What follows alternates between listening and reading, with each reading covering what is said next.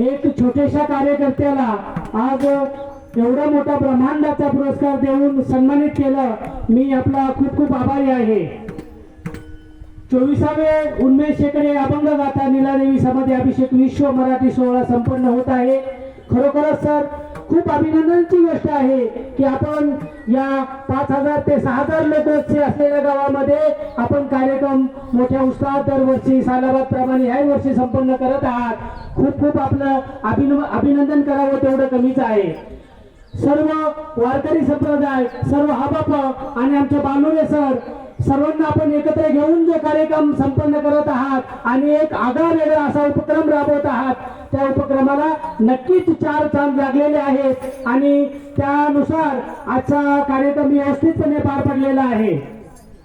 सांगायचं असं आहे की सरांनी जे आता बघा, सरांनी 43,000च्या वर त्यांचे अभंग रचलेले आहेत।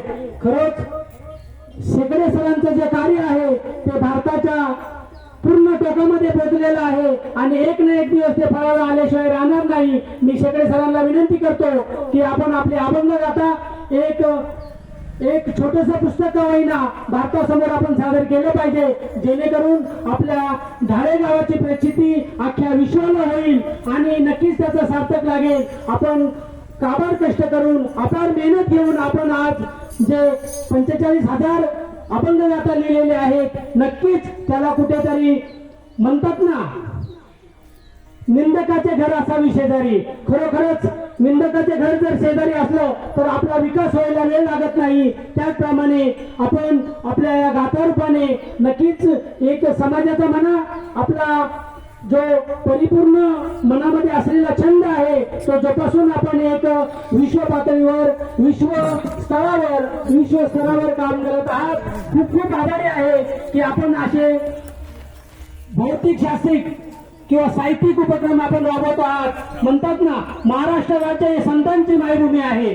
खरोखरच आपल्या महाराष्ट्रामध्ये अनेक संत होऊन गेले। म्हणतात, जे काही रंजले गांजले त्यांची वंदवी पावले, त्या रूपाने आपण यथाचित म्हणा, ज्या समाजातून आपण जन्म घेतलेला आहे त्या समाजासाठी पूर्ण फुल नाही फुलाची पाकळी म्हणून आपण काम करत आहात।